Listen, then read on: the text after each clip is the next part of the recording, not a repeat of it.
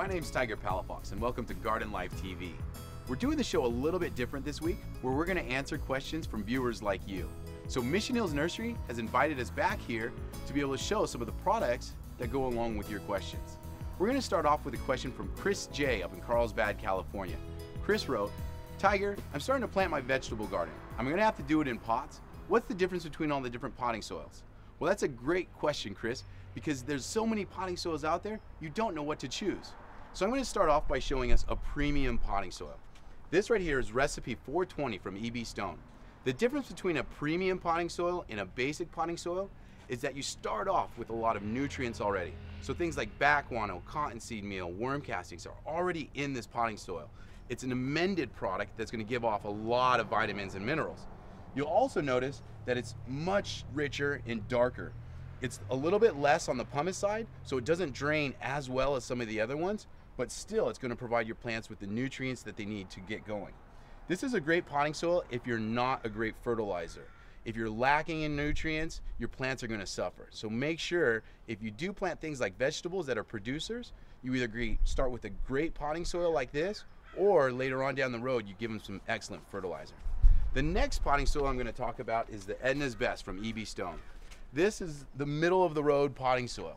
It's great for all kinds of varieties of flowers and vegetables. It contains a little bit more pumice for drainage. So if you're a heavy waterer, you might want to go with this choice.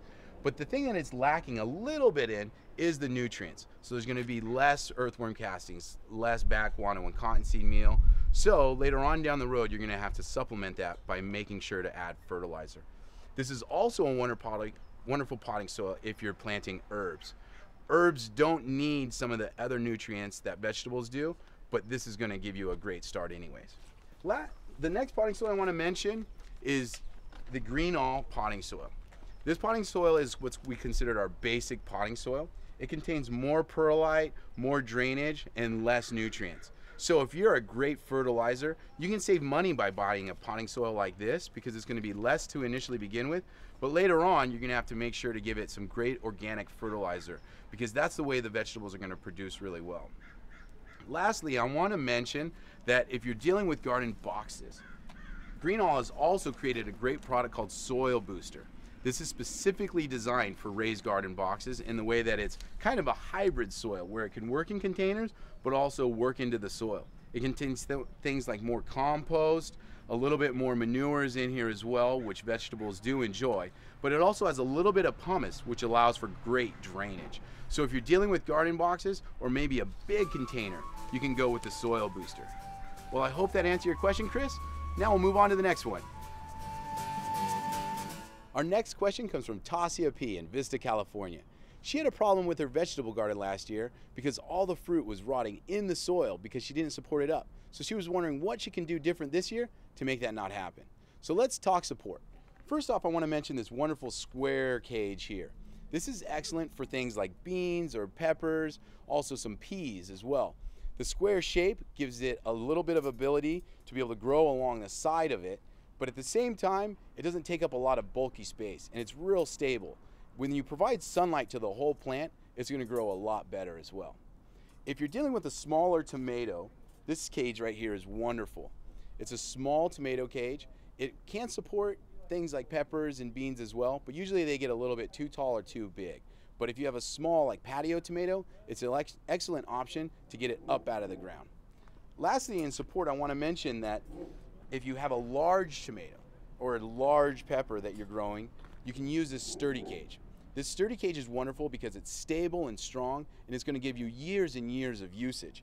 It's a little bit more expensive to begin with, but you're going to be much happier in the long run because you're going to use this tomato cage over a lot of years, and not only that, it's going to give you a lot of different usage when you do use it. So if you have a large tomato like a beefsteak or a Better Boy, you should go with something like this.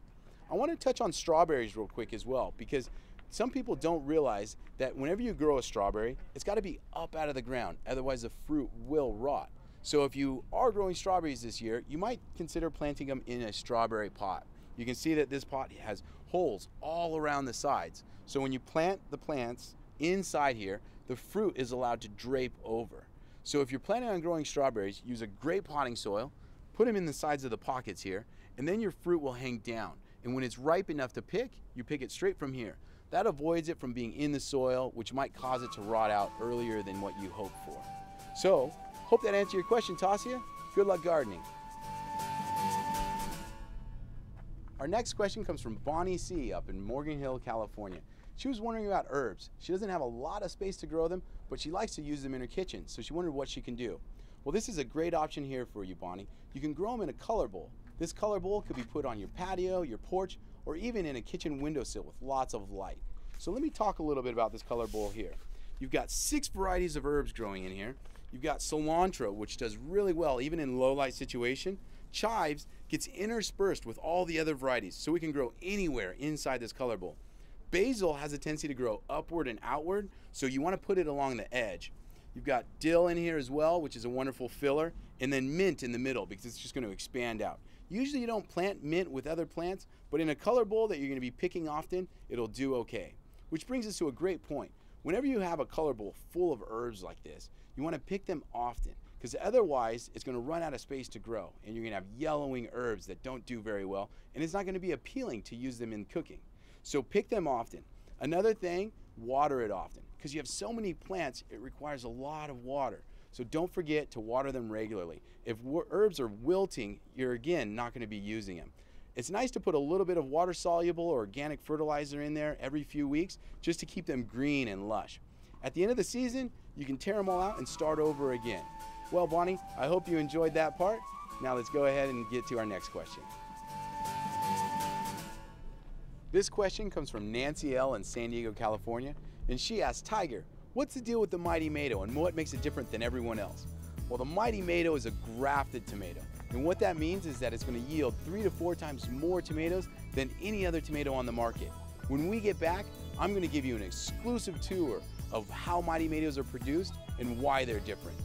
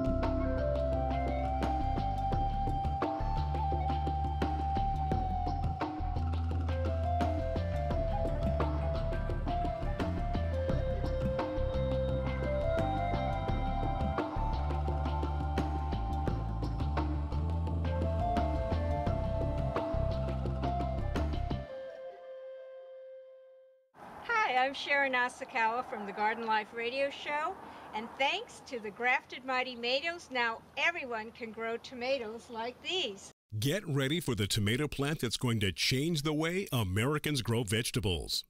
If you've been searching for a delectable tasting tomato that performs great in your garden, the Mighty Mato grafted tomato is the answer to your quest. Tomatoes known for their luscious flavor are grafted onto vigorous rootstock. The result? Mighty tomato plants that produce more fruit for a longer season on disease and pest-resistant plants.